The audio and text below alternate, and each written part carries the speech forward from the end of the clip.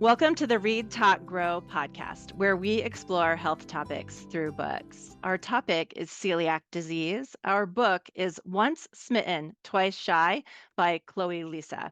I'm your host, Dr. Denise Millstine. I'm an assistant professor of medicine at Mayo Clinic, where I practice women's health, internal medicine, and integrative medicine. I'm so excited about my guest today.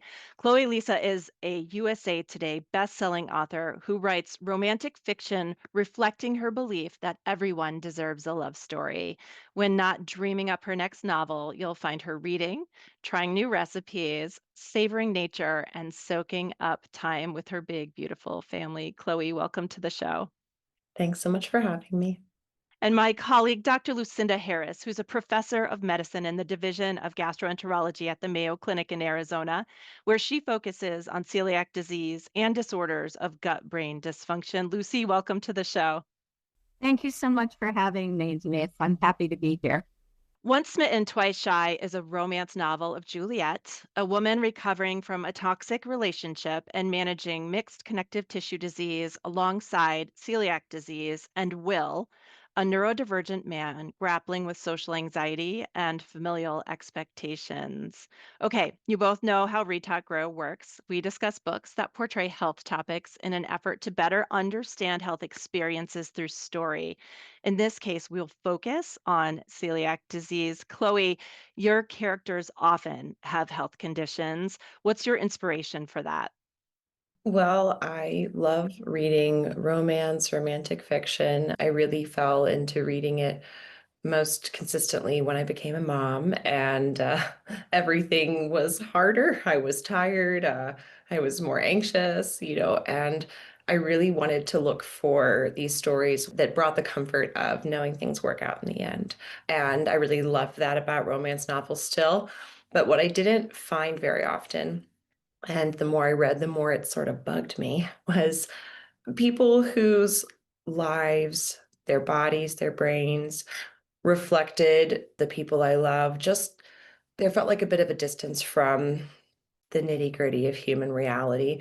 And that's not to say that there were no romance novels doing that. There were, they just weren't very common, right?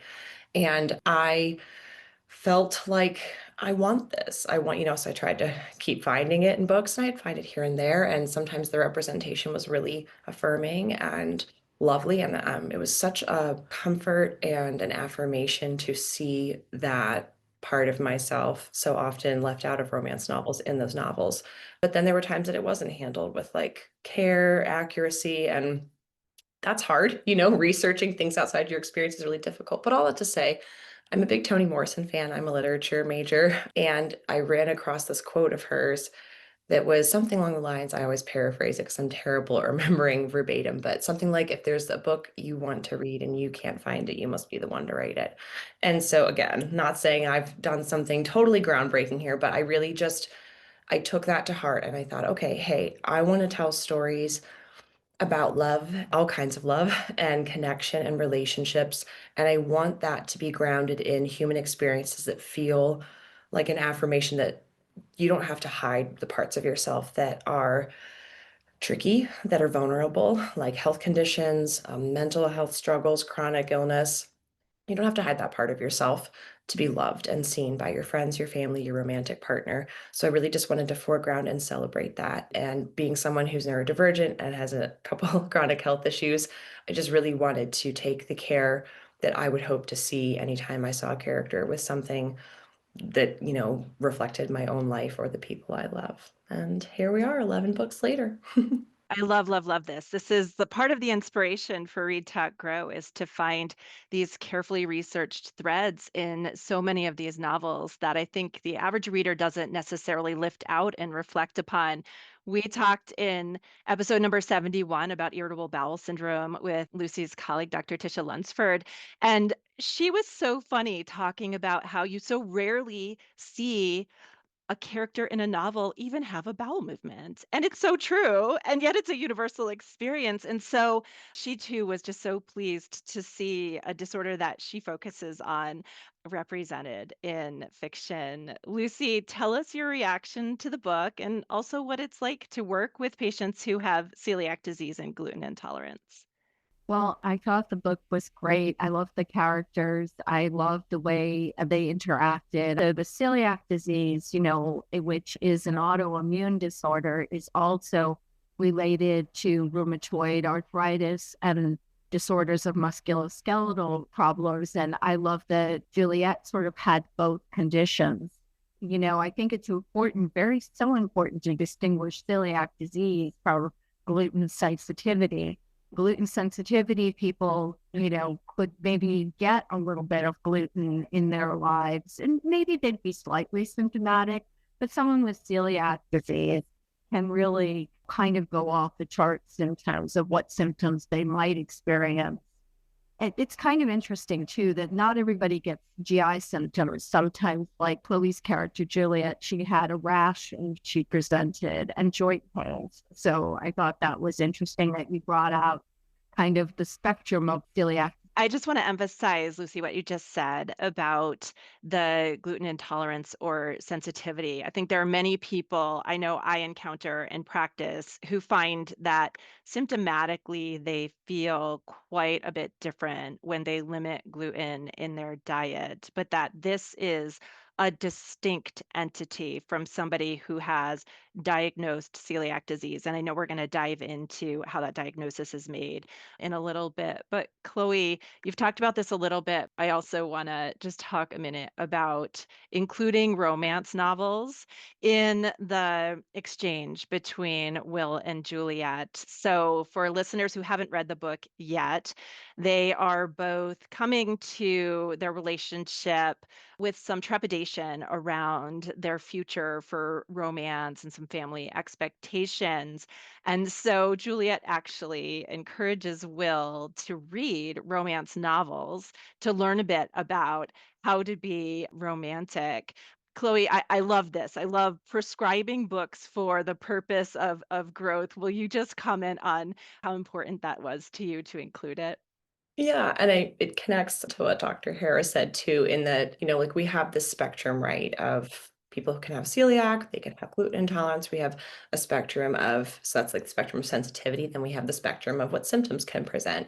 And I know that at least for me, as someone who I first got diagnosed in college, and I had a number of symptoms that would come and go. I had just so much I couldn't really make sense of, right? And when I got the diagnosis, like there's a sadness, of course, because you're going to lose out on all these things that you just took for granted that you would eat, or in these community relationships, these ways of connecting, like over meals and family recipes that you would share. I remember telling my boyfriend at the time, I was like, he knew I was having blood work done, and I was seeing doctors, and I was like, okay, like I got my diagnosis, like, can you come over and we'll talk? And I sat in his lap and I start crying. I'm like, I have celiac disease. He's like, oh my God, Chloe, I thought you were going to say you had like a terminal illness. I was like, well, I'll never be able to eat a Milky Way ever again. Like I was brokenhearted about that. And in the years to come, I've met people who are like, yeah, I choose not to eat gluten. It's helped with my migraines or this and that. And I know some people who they find that sort of like a frustrating share or like a dismissal of this, well, I have an autoimmune disease. Like it's kind of like there's a hierarchy of validity to it. And what I have always found myself looking for, and this is, I relate, I promise I'm bringing this back around, is like this sense of I want to experience community, especially when you recognize like I'm isolated in a way by this, right? Like illness is often isolating. Any kind of sort of struggle that makes us feel othered and separate from people. And so to see just anytime you connect with someone who's like, oh my gosh, I know, like I can't eat this thing, but I found this really great brand, like it's a way to feel closer. And so what I was trying to capture in writing Will and Juliet's story and in the ways that they bond together over, she's been in a toxic relationship, he's feeling the familial pressure and need to be partnered with someone who's going to be able to carry the areas he does not feel strong and confident as a family business owner. He's looking, very historical romance style, like the Duke who must, marry and protect the family legacy, right? Is that they're coming at it from different ways, but they're both looking for something that makes them feel secure, safe, less alone, anchored in themselves and in their desires for their life. And so romance novels, as Juliet presents them, they're something that's been a comfort to her for a long time. And that's sort of the place where she stayed in recent months as she's not really ready to date people yet, but still wants to be in that place of love. And Will is just fully like, I don't even know if I get it. And so it's they don't have the same needs or appreciations for something like a romance novel yet, but it's something that this trope of let's practice date, let's, help each other get confident. I think it speaks to what I always am trying to create in my books and what I'm honestly seeking in my experiences as someone who, when I am open about my conditions, is like, I'm not looking for someone to be either say you have it worse than me or I have it harder than you or here's all the ways we're different. It's like, how are we connected? How can we see like our common humanity? How can we be compassionate toward each other and curious for each other? So there's just a real intention in that trope within the novel and in their dynamic. And in the same way that they take care of each other as they talk about their conditions too, like they're very different from each other and they have different perspectives, but there's the curiosity and the desire to like make each other feel safe and known. I love this so much. And I loved a couple quotes from the book where Juliet has suggested to Will that he reads romance novels, and when he does, she's relieved to hear curiosity and none of the condescension she often gets when asked about reading the genre of romance novels. It's so true. And because of that happily ever after, because you're held in a safe place when you read romance, we have found that it's a really great genre to go to some challenging and often closely held places like medical conditions. Yeah. I mean, and even just the concept that like, romance gets billed as an escape. Oh, it's just, and sometimes it is, and that's great. And I'm very happy for people, including myself, to read in a way that is escapist. Like we need these ways to distress tolerance our way through a very distressful existence often, right?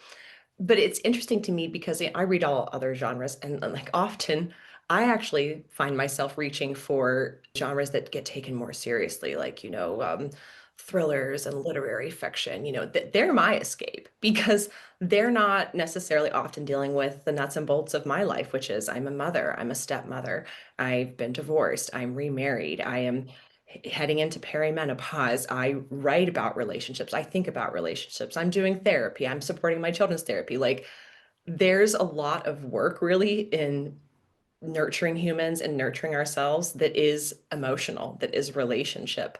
And I think it's just actually really a reflection of our culture, right? That when we have a in our dominant patriarchal paradigm of like that hasn't been the space we've said is empowering or I don't know, like it's not at the top of the hierarchy here and what we value in people.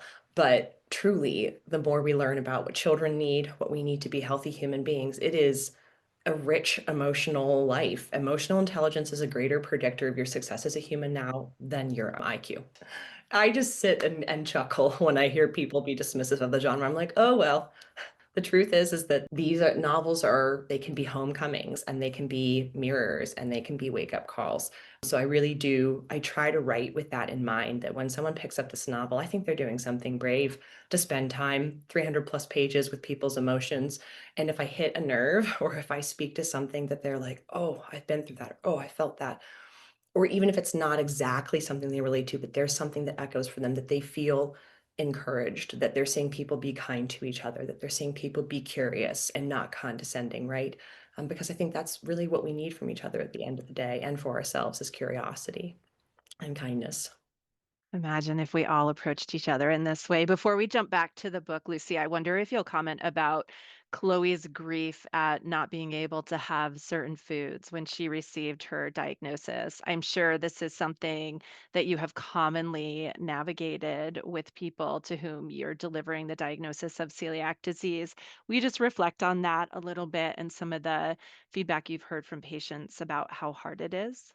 Sure. I think that is so hard. And when I give my lectures too about celiac disease and the social implications of it, I kind of remind people, remember what it was like to be at a birthday party and there were cupcakes and peanut butter and jelly, and now you can't, sandwich, and you can't have that, or it really needs to be gluten free and try to bring that home to people. And some people, they're worried about pasta. That's the other one. They love pasta or pizza, and they're worried they're never going to find a pasta or pizza. And actually, there are a lot of Italians that have celiac disease. So there are some great pastas actually that are gluten free. So I try to tell them, look, it's not as dismal as you think. And there are people that are great bakers. And I try to give examples of places and restaurants that are local here in the Phoenix area to demonstrate to them there are good places to eat and there are safe places to eat. I think that's also a challenge. I think that people who have celiac disease, um, unfortunately, have to recognize that some places are gluten-free for gluten-sensitive people and are not gluten-free for patients with celiac disease. And so the celiac patient always has to be like super slim. Mayo has absolutely a great handout that how to eat gluten-free away from home, which I give to patients too, so they can know how to look at, being gluten-free and maintaining that. And there are apps on the phone.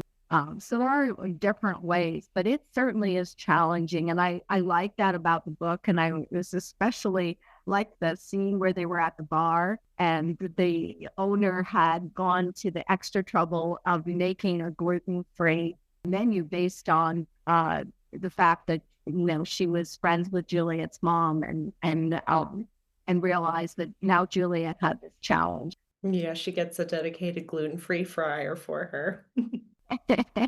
And what is that, Lucy? Like, what does that mean to go to a place that has a dedicated gluten-free fryer? Maybe this is a good point to talk about cross-contamination. Right. It's cross-contamination. A lot of people don't realize that's one of the big things is like the fryer. People fry both things that have gluten in them and things that are gluten-free. So it can be a source of cross-contamination. So you have to be very careful. You really have to ask a lot of questions when you go to a place that isn't gluten-free. Where are they preparing their supposedly gluten-free food? Do they have a separate area? Do they have a separate cook place? Do they have a separate fryer? Because you would think like a French fry is probably going to be gluten-free, but if the chicken tenders with breading were just fried in the fryer immediately before that, then there's going to be some contamination. Chloe, there's another scene I really liked where, well, two. One where they're at the family dinner and one of the sisters says to Juliet, Mom tried to make gluten-free rolls and Dad broke a tooth. Will you just comment on how it can be hard to bake with gluten-free flours, and then maybe compare that to when they go to the bakery and they've got a specific gluten-free case for her to choose from? My mother is a fabulous cook. She's just great. And she will say herself she's not as good a baker because it's scientific. It's, she's open up the recipe, I've got the vibes, and now I'm gonna be artistic and create and riff on it. And it's amazing. Her cooking's wonderful. And she was so supportive and such a wonderful advocate for me. My mom's one of six, and a lot of my family, extended family, lives in the area, and we'd gather for these big holidays. And she was like, we need separate pans. I'll be making the gravy. Like she really advocated for me and communicated in a time when I just felt really overwhelmed, like how to articulate that. And she and I have figured out and shared so many recipes, and it turns out she actually feels a lot better when she is gluten free. So she's generally no gluten as well these days, but she will tell you herself that baking is not her strong suit to begin with, let alone with gluten free flour, which, is just, I'm sure Dr. Harris can speak to this, like it's the gluten, that protein, right, is really what gives us that satisfying association we have with like a tacky, yummy tear of the baguette or the croissant textural experience, and that you just don't get that in a gluten-free flour. We use xanthan gum. There were definitely plenty of experiments in the early days with Mom and I where we'd try to bake a gluten-free analog of something I loved, and it just doesn't always work very well. And so I don't know, I wanted to kind of show how this is newer in Juliet's family, and that's a common experience where, they're trying. And like also we're negotiating a couple different diets here because Kate, another Wilmot sister whose book is previous to Juliet's, she's vegetarian. And so her family's trying to be accommodating of that, and they're trying to make sure they're gluten-free, but it's just not always going to work out so well. I will say that from when I got diagnosed in 2018 to even just like in the past decade, there's been such a big jump in the quality and even affordability of gluten-free options. So I feel so lucky and grateful because yeah, in the early days, It was rough. It was slim pickings. It was often very hard and dry, and it was very expensive. So I did a lot of just not even trying to eat any substitutes for years.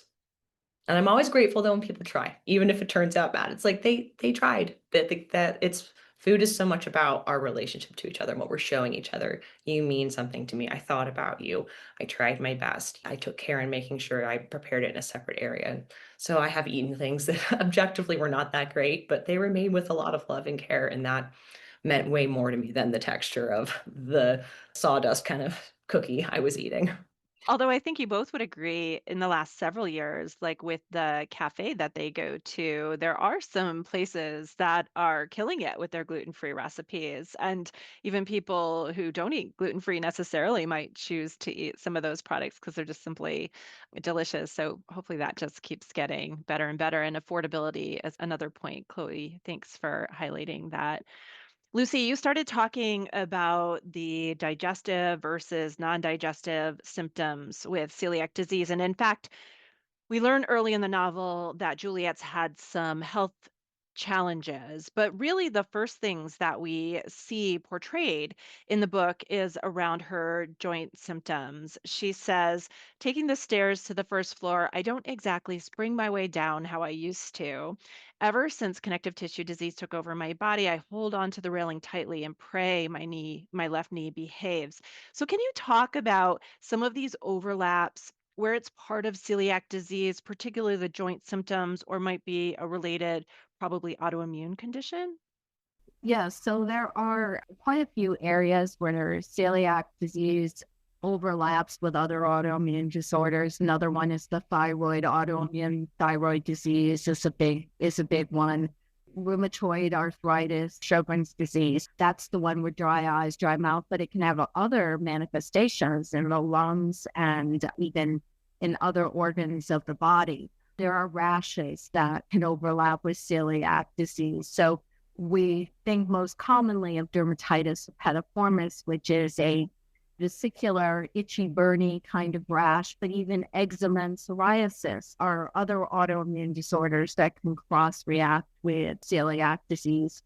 Even tooth enamel, when I'm talking to my patients, having weak tooth enamel is another manifestation of celiac disease, and probably also one of the biggest ones because their digestive tract is affected. They're not absorbing calcium and vitamin D, so they get osteopenia and osteoporosis, and that can be another source of bone weakness. I just want to also highlight only 25% of patients actually present these days with classical symptoms of celiac disease, where you think of the child who has the big belly and fatty stools and a lot of weight loss. 50% of patients these days actually present only with one symptom, which could be constipation, bloating, iron deficiency, osteoporosis as opposed to osteopenia, thyroid disease. So they only present with one symptom. And less than 1%, there are also very severe manifestations of celiac disease, like perforated jejunal disease or lymphoma. Only 1% actually present that way. But it is interesting to note that it's not the classic presentation anymore. And providers and patients both need to be aware of that. And I think one of the hardest things for me that I deal with is people go gluten-free before they have a chance to get tested. So let me rephrase that because I think this is so critically important, is we have lots of people who already realize they feel better when they limit gluten in their diet. But what you're saying is if somebody is suspicious they might have celiac disease, the testing can be a false negative if they've already eliminated gluten in their diet. Yes, the blood test will become negative, sometimes in a period of a couple of weeks. So it really is critical. And in adults, still in celiac disease, the gold standard diagnosis is to have positive blood work and then to do an upper endoscopy and to do the biopsy. Hey, listeners, we hope you're enjoying this episode of Read, Talk, Grow. If you find our discussions helpful and insightful, please take a moment to subscribe to and rate Read, Talk, Grow on your preferred podcast platform. And don't forget to tell your friends to listen. Your support will help us reach more readers and those eager to learn about health through books. As always, feel free to drop us a line at readtalkgrow@mayo.edu with suggestions for books, topics, or any comments. Thanks for listening. It's not in the book, but it's so important that I want to highlight it as well, because you said very quickly that there is a lymphoma that's associated with celiac disease. And in fact, this is one of the reasons that people with celiac disease want to be so strict with their avoidance of gluten. Will you just talk about that briefly as well? Now, so very few people present with like the T-cell lymphoma that's associated with it, and even fewer people get what we call refractory sprue. There are also celiac patients also have a slightly increased risk of head and neck tumors like esophageal and other head and neck tumors as well. I think the incidence of cancers associated with celiac disease has really gone down because we have gotten better at diagnosis, perhaps, but still it is important because other manifestations of not being compliant with diet are also the bone disease, osteoporosis and osteopenia. So it's not just about cancer risk.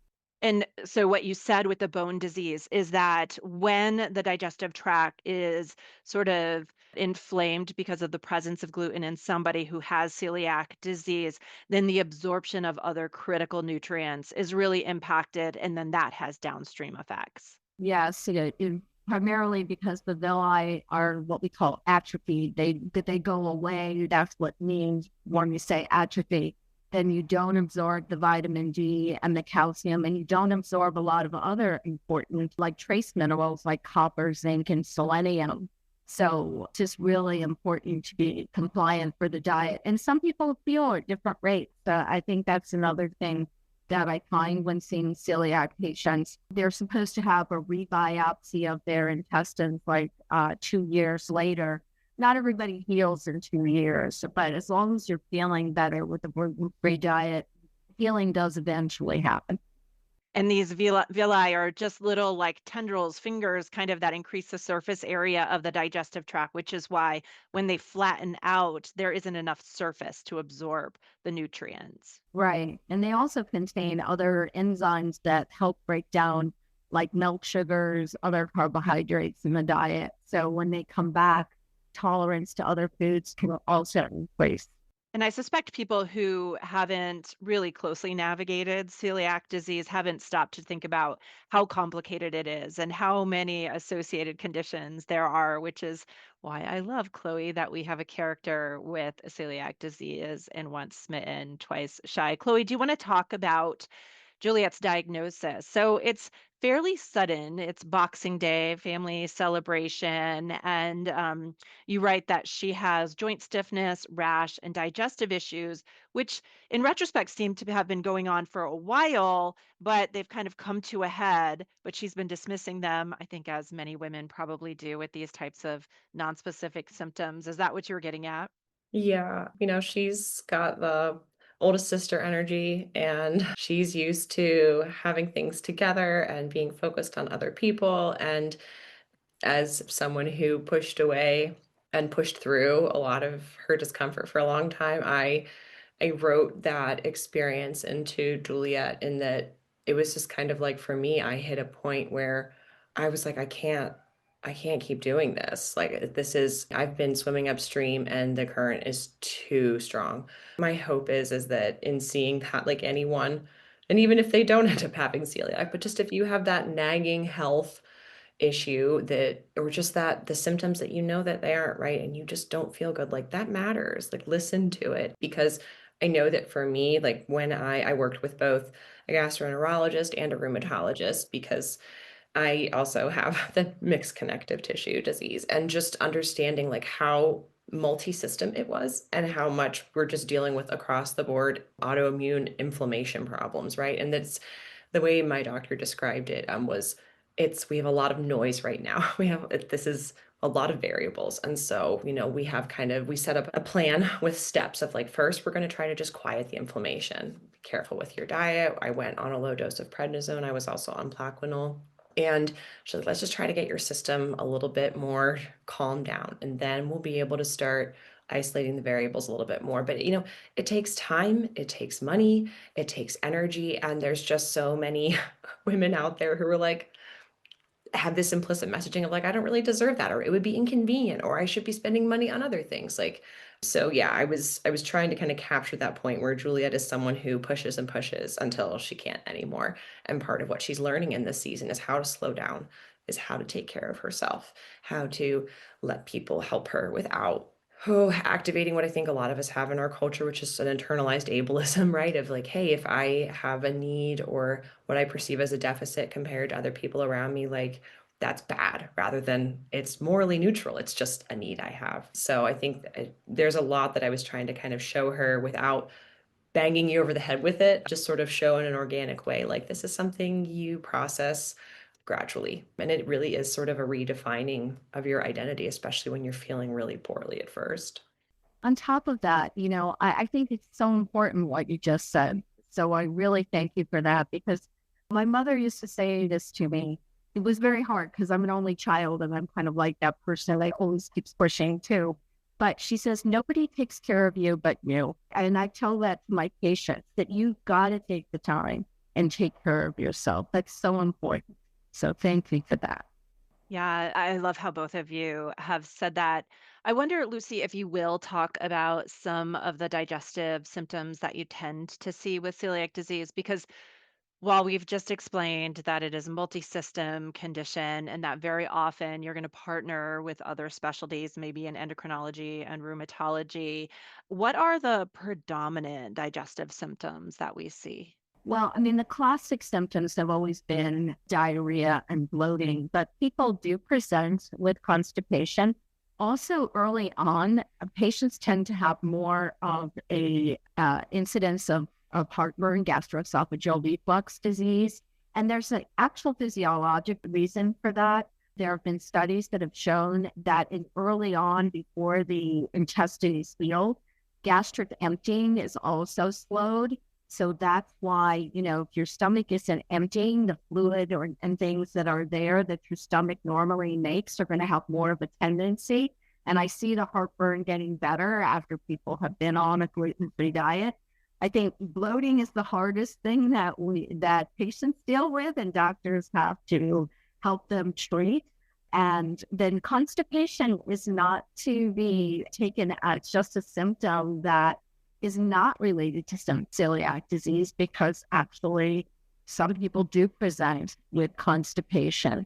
There are also, and this is usually not, doesn't present with symptoms, but some people present with abnormal liver function tests, and those get better. There's also an association with autoimmune liver disease. And then I think another important point is that, there's an insult to the GI tract. And even after people go on a gluten-free diet, what I find, and this is part of the reason that I got interested in celiac disease, because I have this interest in irritable bowel syndrome and what we call irritable bowel syndrome of the stomach, dyspepsia, kind of discomfort and feeling of nausea in the stomach.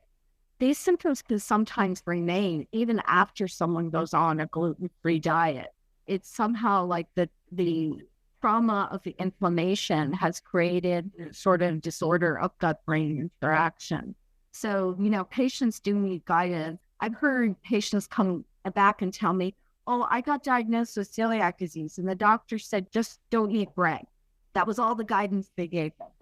So it's really, there's a lot to be learned by physicians as well. So It's heartening to hear you point that out too, because I have no shame. I've given birth to two children in front of like 15 people each time. So I talk freely about this. And like with what I write, I've written a heroine who has, I wrote her having ulcerative colitis because one of my dear friends has ulcerative colitis. And we were talking about, she's like, she likes to read romance novels. And she was like, cute girls have poop problems too. And I was like, you're absolutely right. And I write a scene in that book, which is from my other series, The Bergman Brothers, where she literally has to pull over the side of the road and poop in a field because this is what's going to have to happen to her, right? Like, it's just one of those things, like, we need to just normalize that this is what every human does, because when we don't talk about it, we feel shame about it. We don't share that with our practitioners. We don't share that with the people who love us, like what we're struggling with. And then we can't get the care we need. But that was my experience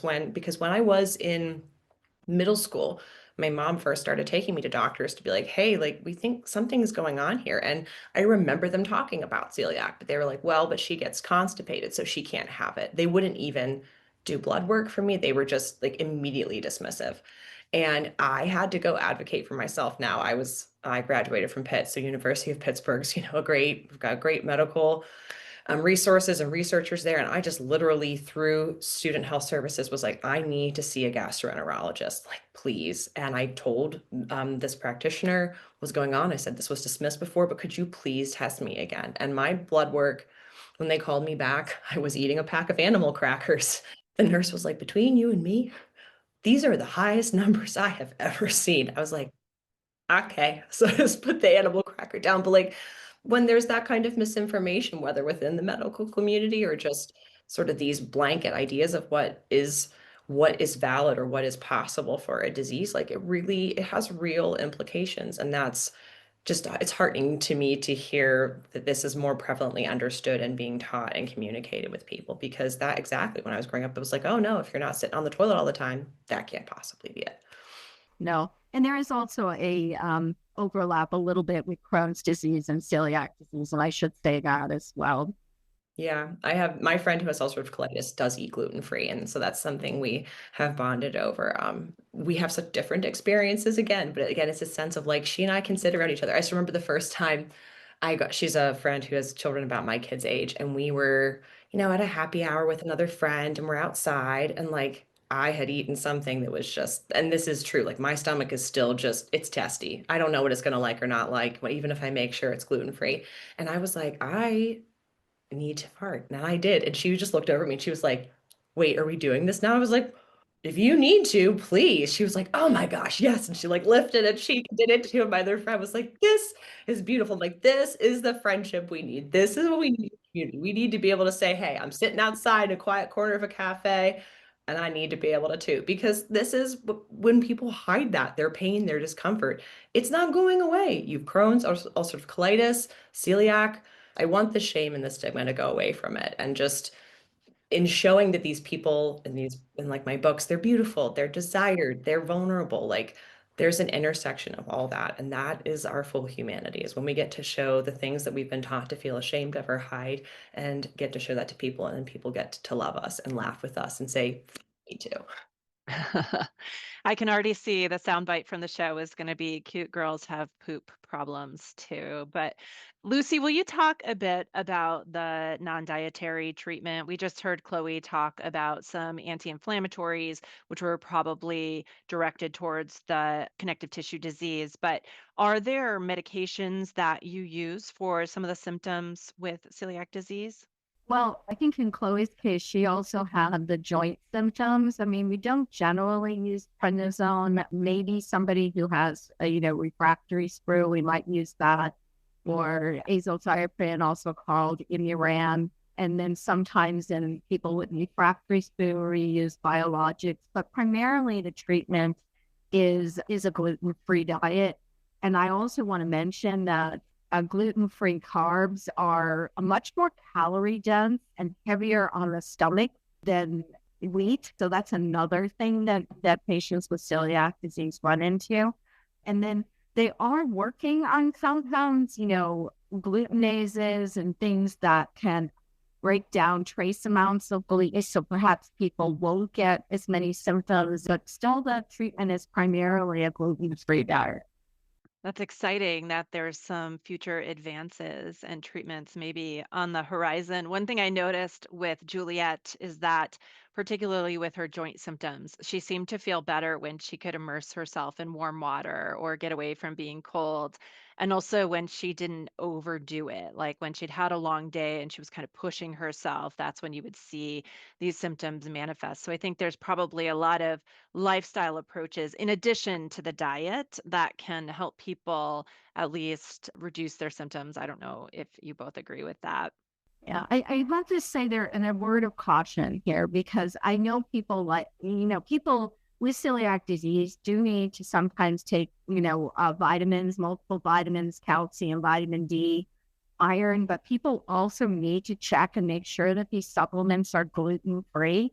There was a study a while back looking at probiotics, and even though they said they were gluten free, when they were tested, they had greater than the 20 parts per million gluten that was allowed.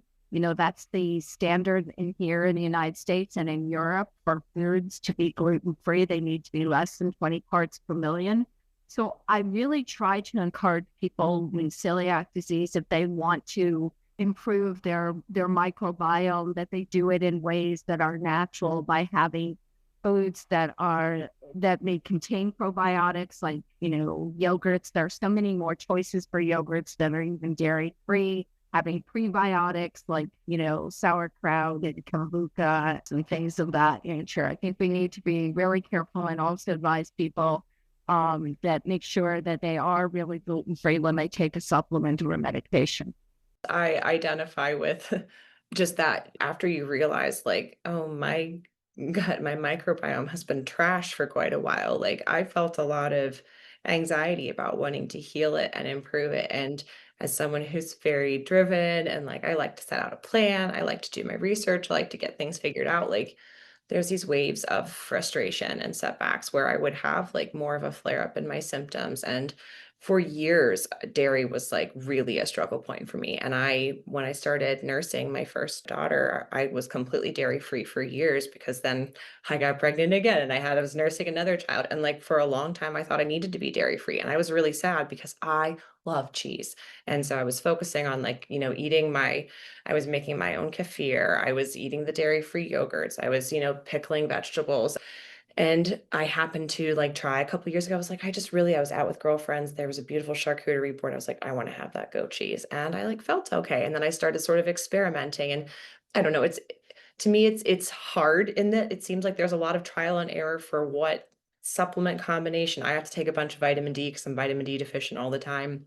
Or, what sort of pre or probiotics are going to actually upset your stomach versus make it feel better. Like you have to be patient with yourself and it's very individual and it can change too. Like I do believe that I've been healing long enough that it's like I think I can tolerate dairy better now because my gut's finally like, okay, we're safe now. You can have a little bit of that. We're not gonna go hog wild and get upset here. So it's hard in that sense. And that's what I wanted to show too, is that like there's days where Juliet can do more and she feels good. And then there's these days where like the cold just gets to her and the movement is exhausting. And that is still my experience between hormones. I live in Pittsburgh where it's absolutely gray and cold and I'm just like aching today. But it was warmer yesterday or the day before. It was sunshiny and like I was doing more and I felt better. And I played soccer that night, but then there's days where I literally just curl up with a heated blanket on the couch and every time I have to get up, I'm just miserable. We contain multitudes, and I wanted to show that you have to be self-aware. You have to be checking in with yourself. And since being diagnosed with these illnesses, it really did lead me toward a journey of greater mindfulness to be able to just listen to myself and learn how to adjust for my own life day to day with grace for that, and also learn how to even communicate that with people. My mom had Sjogren's disease and a mixed connective tissue disorder. So I know from a firsthand basis a lot of what you're saying. And just on a second note, the lactase is at the tip of the villi. So when the villi start to heal, you can tolerate, dairy better. Yeah, I wrote a character in my Bergman Brothers series. He's a professional soccer player and he has a weakness for cheese, but he is like legitimately, dairy is not his friend. And every once in a while, he's like, I just need to eat my emotional support cheese, and then I'm just going to pay the price today and stay home. Like it's hard, people. We love our dairy, and certain kinds can feel okay. Goat cheese has more lactose in it than like a hard cheese like Parmesan or a Yeah, cheddar. So that's important to know. yeah. It's good to have tricks. Well, since we're coming to the top of the hour, I wanted to close by having you both comment on the importance of having people who support you when you have celiac disease. Everything from Juliet's mom, who treats her like she's kind of fragile, to her sisters who bring gluten-free cupcakes, or Will, who explores restaurants that are legitimately offering gluten-free. Can you just both talk about how important it is to have a support system around you when you have celiac disease?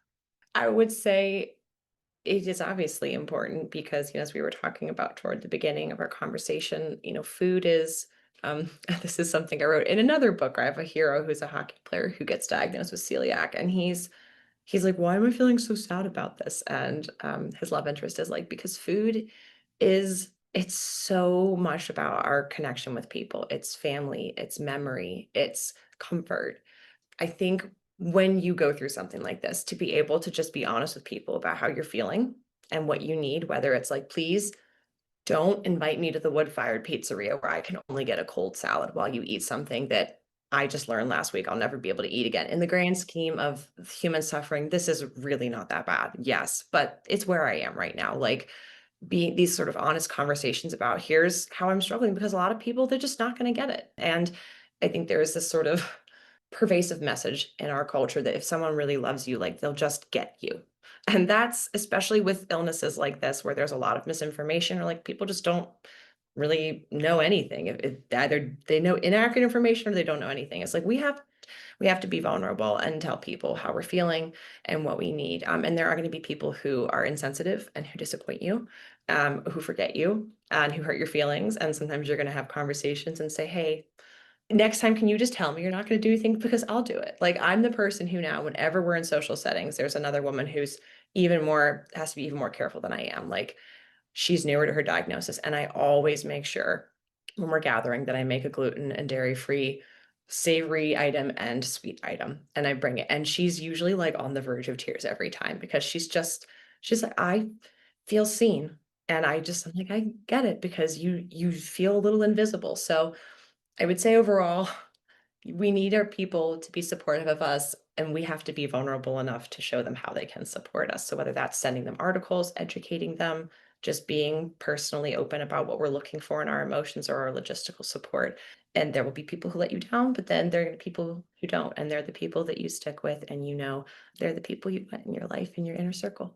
I also want to give a shout out to like a diagnosis, finding and having your doctor help you find a good dietitian that knows a lot about celiac disease, because they can be extremely supportive. My patients, I insist that they see our dietitians because they're GI dietitians, and they really do help guide them, and they're there to help them along the way. And I do think family is important as well, and friends who are supportive. Building the team. Has been such an incredible conversation about celiac disease with Chloe Liese and Dr. Lucinda Harris. We talked about the book Once Smitten, Twice Shy. Listeners should go out and read it right away. Thank you both for joining us. Thank you. Thanks so much for having me. It was lovely. Read Talk Grow is a product of the Women's Health Center at Mayo Clinic. This episode was made possible by the generous support of Ken Stevens. Our producer is Lisa Speckhard-Pask, and our recording engineer is Rick Andreessen. Visit our show notes to see the books discussed today and for links to other health education materials. Follow us on social media like Instagram and Facebook, or reach out directly to our email, readtalkgrow@mayo.edu, with suggestions for books or topic ideas. We'd love to hear from you. This podcast is for informational purposes only and is not designed to replace a physician's medical assessment and judgment. Information presented should not be relied on as medical advice. Please contact a healthcare professional for medical assistance if needed for questions pertaining to your own health. Keep reading, everyone.